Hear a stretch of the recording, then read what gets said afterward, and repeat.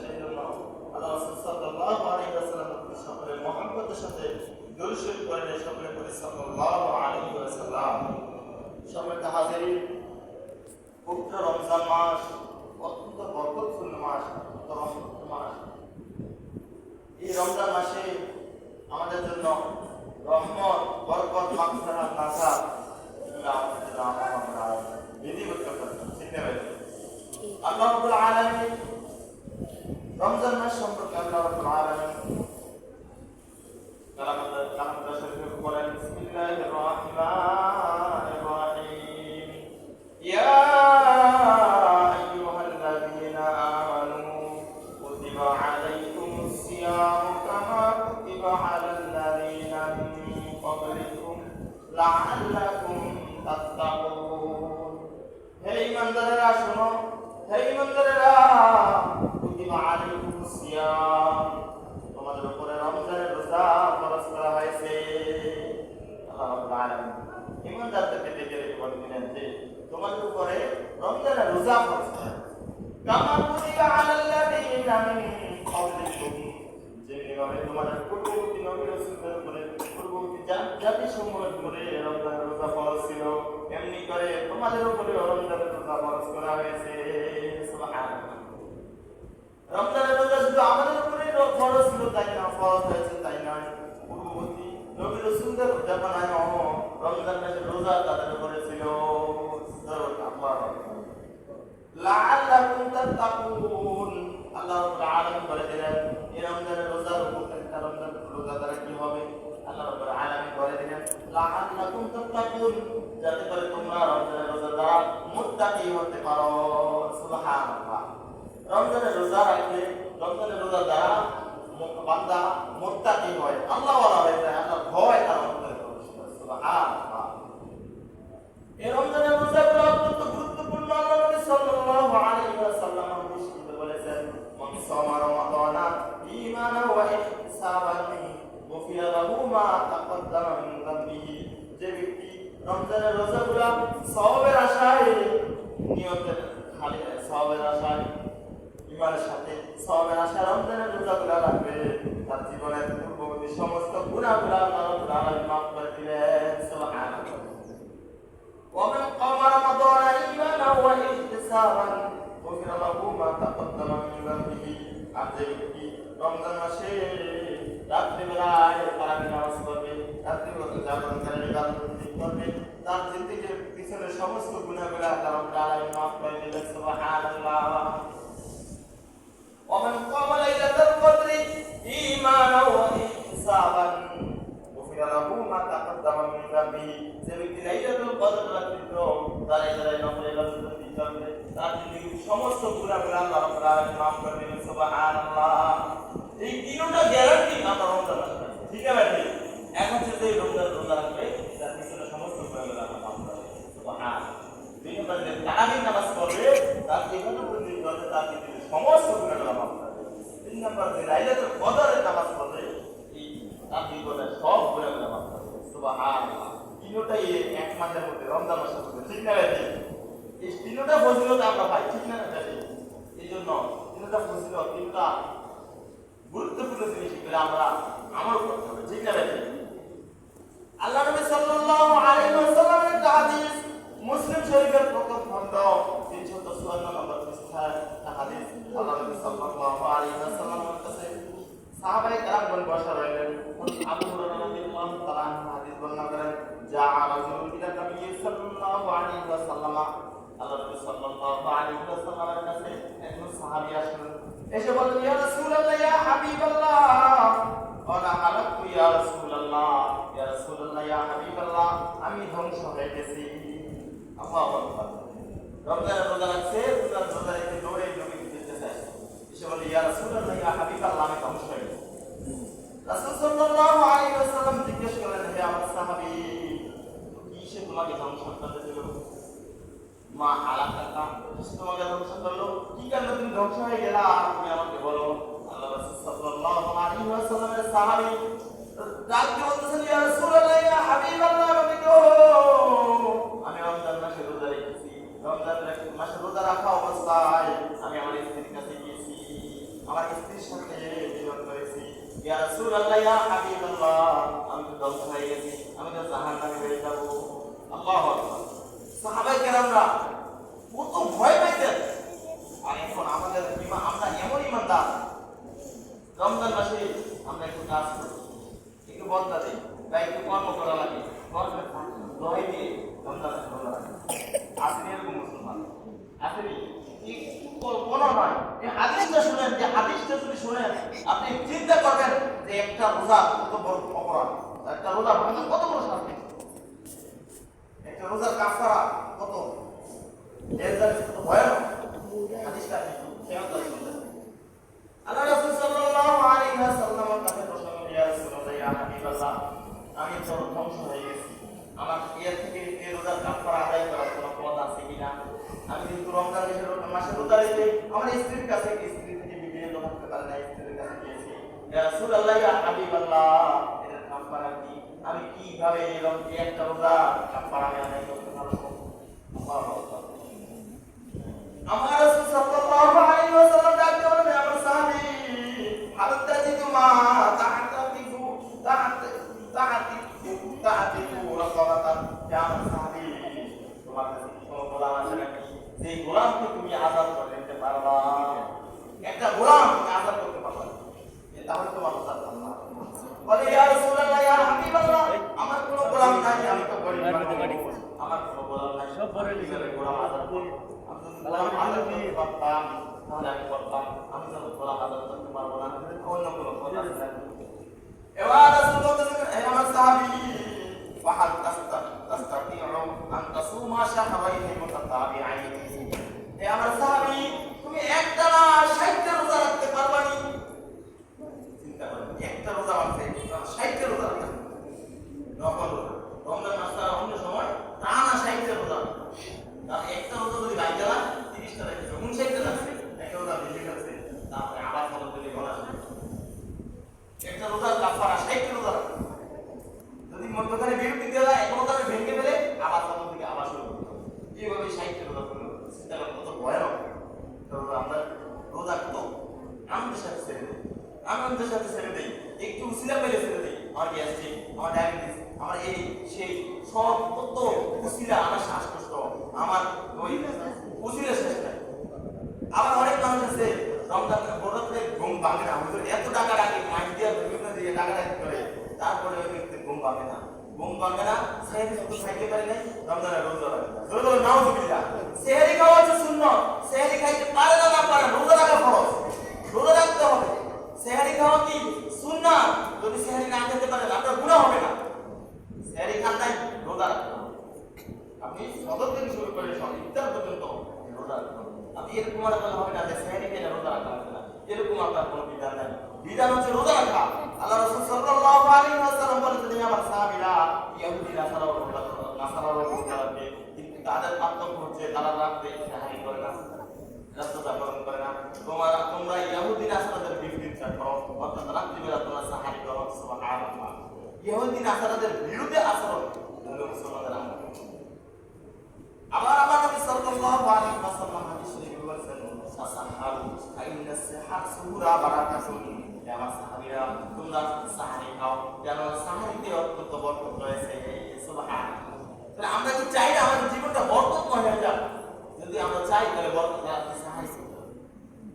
আমার সাহাবী যখন রাসূল সাল্লাল্লাহু আলাইহি ওয়াসাল্লামের কাছে বললেন, আমার রাসূল সাল্লাল্লাহু আলাইহি ওয়াসাল্লাম বললেন, হে আমার সাহাবী, তুমি একটানা 60টা রোজা রাখতে পারবা না? তখন ওই সাহাবী বললেন, ইয়া রাসূলুল্লাহ ইয়া হাবিবাল্লাহ, আমি গরীব মানুষ, শারীরিকভাবে এত শক্তি নাই আমার গায়ে, আমি 60টা রোজা রাখা সম্ভব আমার হবে না, আমি 60টা রোজা রাখতে পারবো না, এরকম ক্ষমতা আমার নাই। এবার আমার নবী রাহমাতুল আলামিন বলেন, ওয়ালা ফাহাল তাজিদু মা তুতইমু 60 মিসকিনান, হে আমার সাহাবী, তোমার এমন সম্পদ আসেনি যে 60 জন মিসকিনকে তুমি খাওয়াইবা, একবেলা খাওয়াইবা, 60 জন মিসকিনকে একবেলা খাওয়াইতে পারবা, এরকম সামর্থ্য আছে? বলেন, ইয়া রাসূলুল্লাহ ইয়া হাবিবাল্লাহ, তুমি তো 60 জন মিসকিন খাওয়ানোর মতো সম্পদ আমার নাই, আমি কি করব? আল্লাহু আকবার। চিন্তা করেন, একটা রোজা মানছে, প্রথমে বলছে তোমার কোনো গোলাম আছে, গোলাম বলা হয় এরকম আগেকার যুগে মানুষ বেচা কিনা হতো, যে একটা লোক বাজারে উঠানো হতো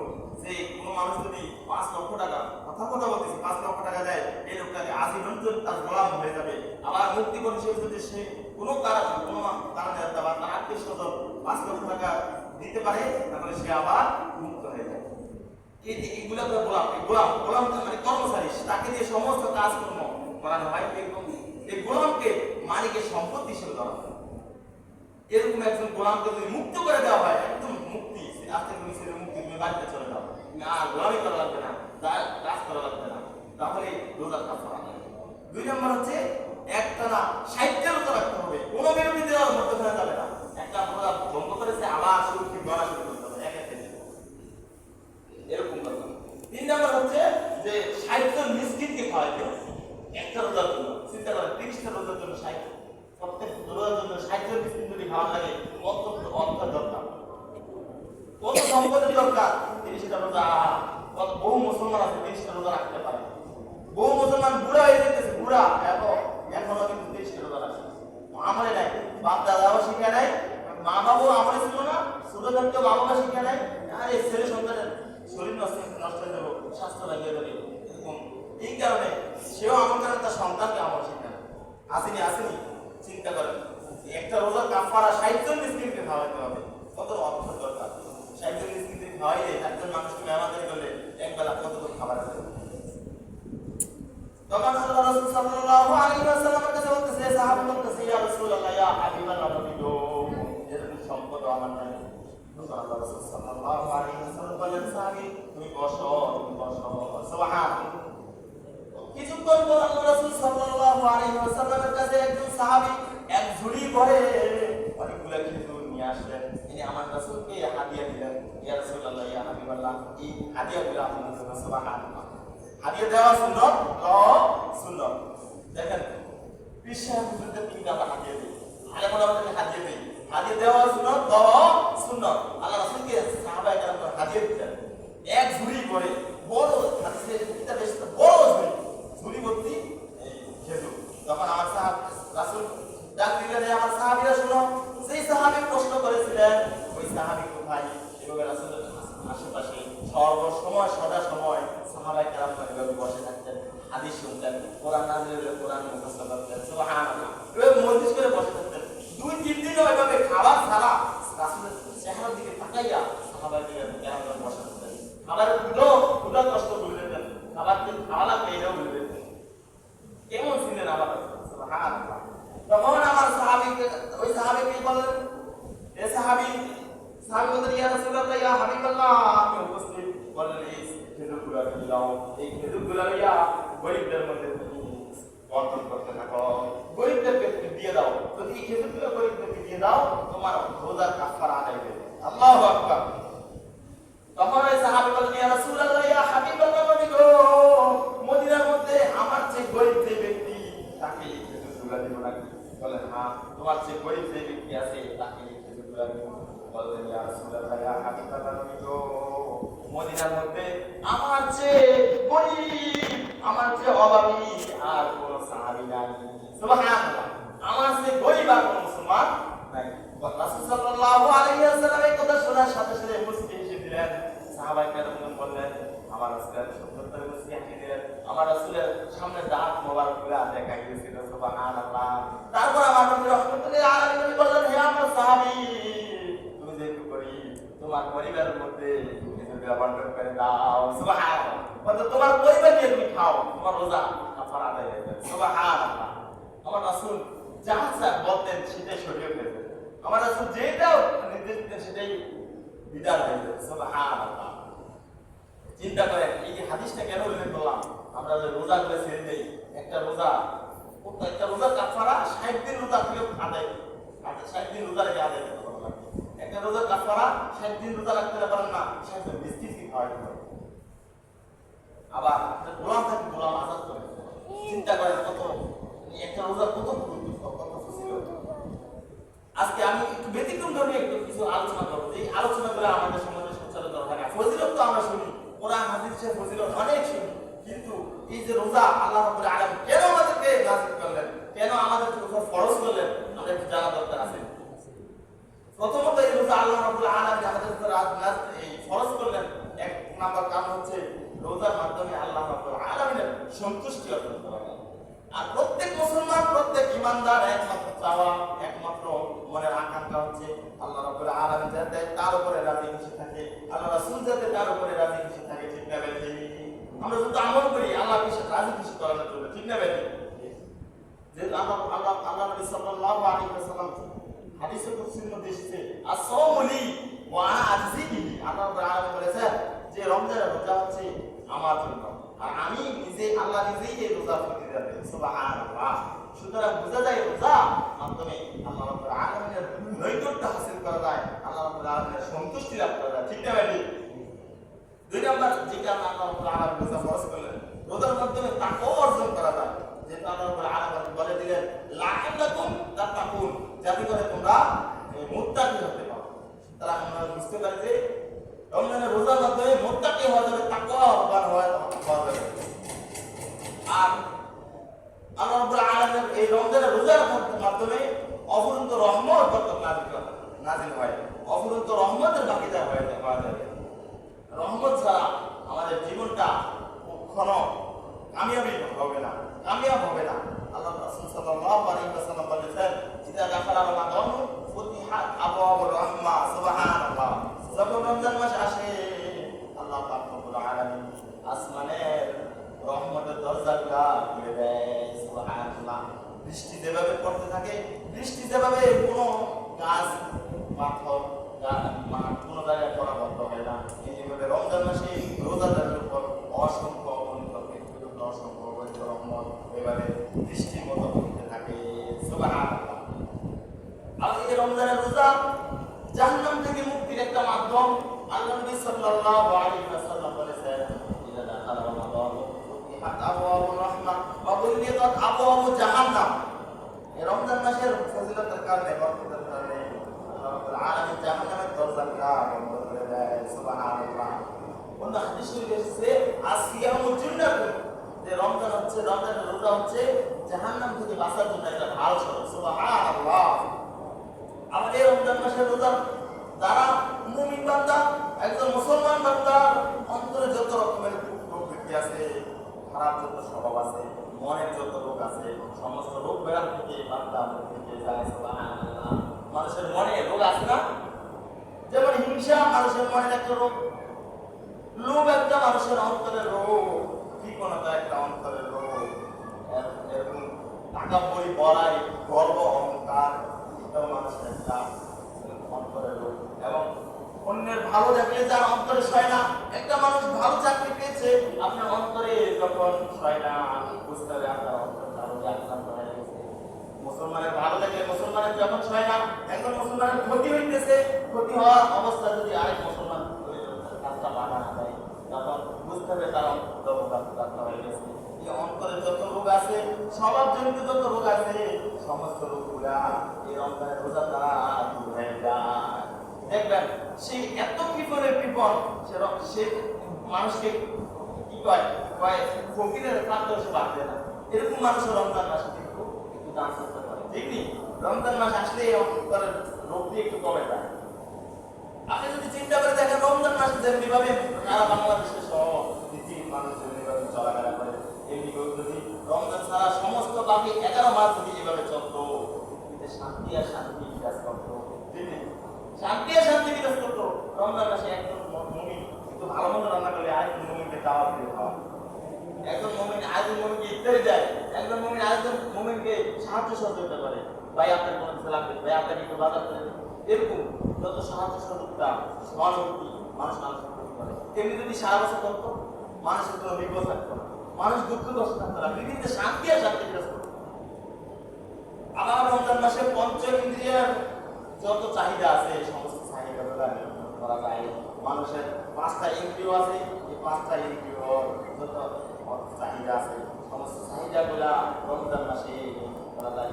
যেমন চক্ষু, এই চক্ষুকে আল্লাহ পাক রমজান মাসে নিয়ন্ত্রণ করার জন্য বলেছেন যে মান লাম ইয়াদা ক্বাওলা যুরি ওয়াল আমালা বিহি ফালাইসা লিল্লাহি হাজাতুন আন ইয়াদা তাআমাহু ওয়া শারাবাহু।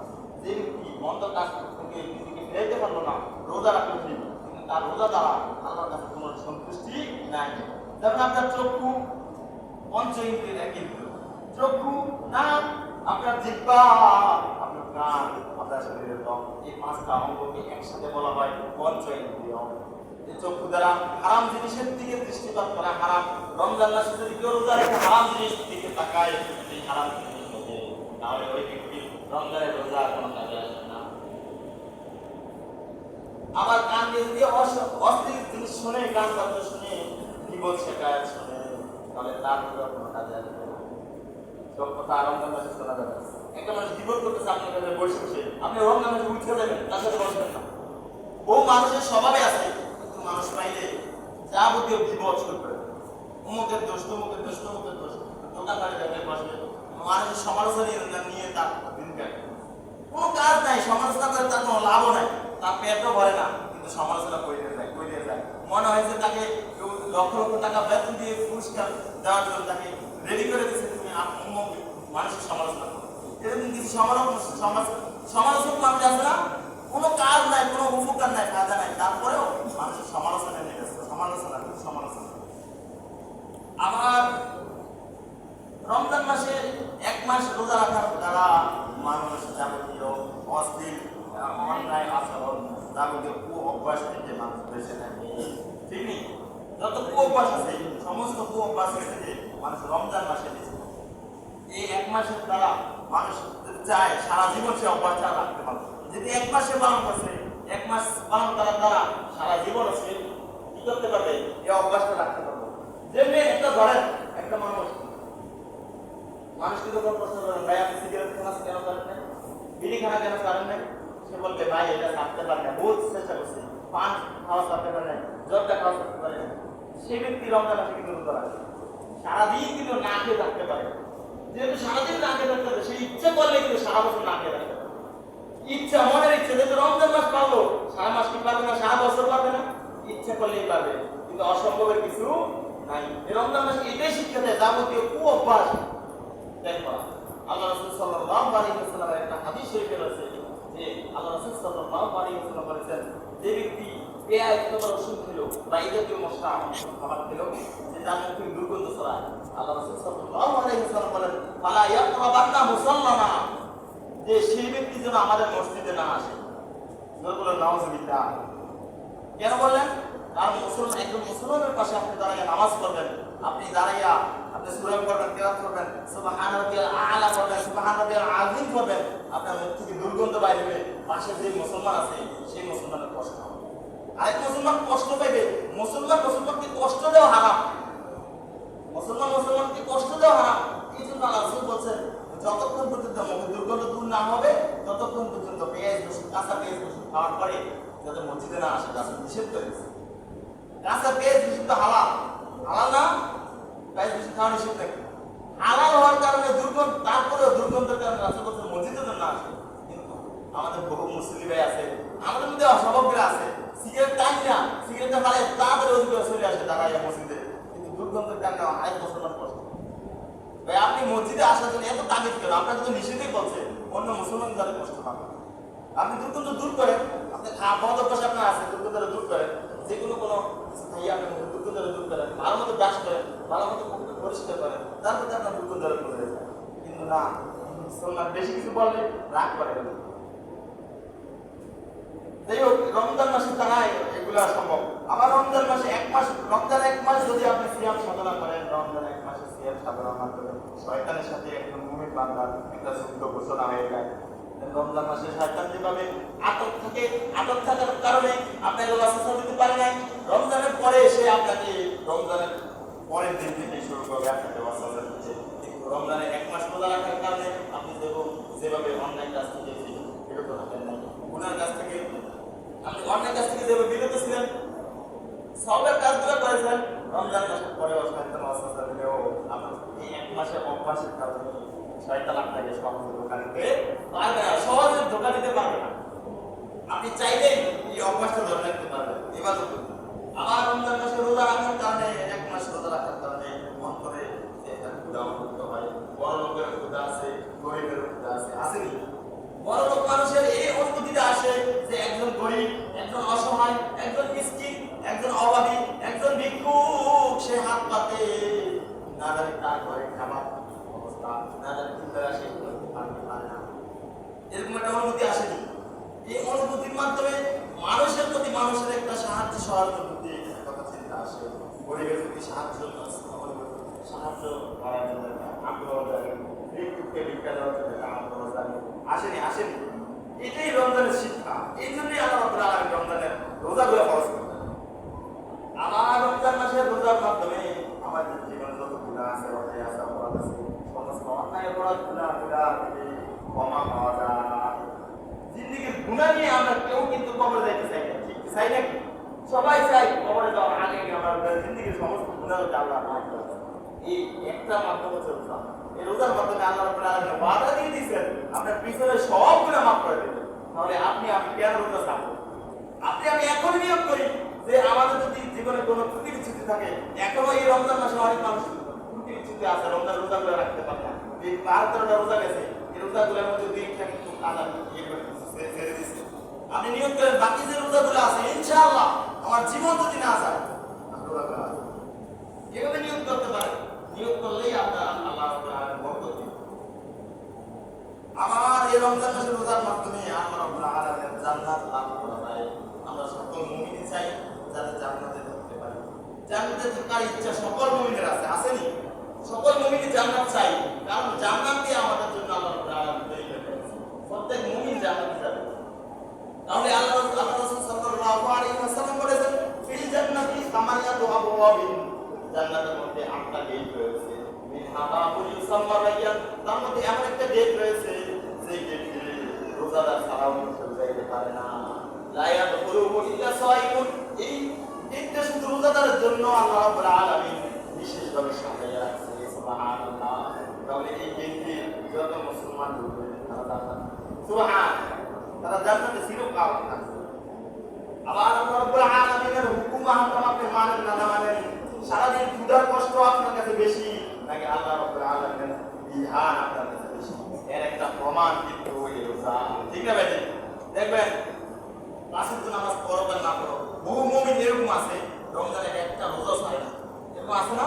পাঁচ ওয়াক্ত নামাজ হয়তো শয়তানের ওয়াসওয়াসা করে ছেড়ে দেয়, পাঁচ ওয়াক্ত নামাজ হয়তো পড়ে না, সারাদিনও নামাজ পড়ে না, এরকম আছে। রমজানে রোজা করেছে ছাড়ে না, এরকম আসেনি? তার মানে বোঝা যায় সে আল্লাহ রাব্বুল আলামিনের বিধানের প্রতি সম্মান প্রদর্শন করে, আল্লাহ রাব্বুল আলামিনের আইনের প্রতি সম্মান প্রদর্শন করে। কারণ আল্লাহর আইন সে মানে যে আল্লাহকে, আল্লাহর বিধানকে সম্মান করে। এই হোক আল্লাহ রাব্বুল আলামিন আমাদেরকে বুঝার তৌফিক দান করুন। সকলে বলে আমিন।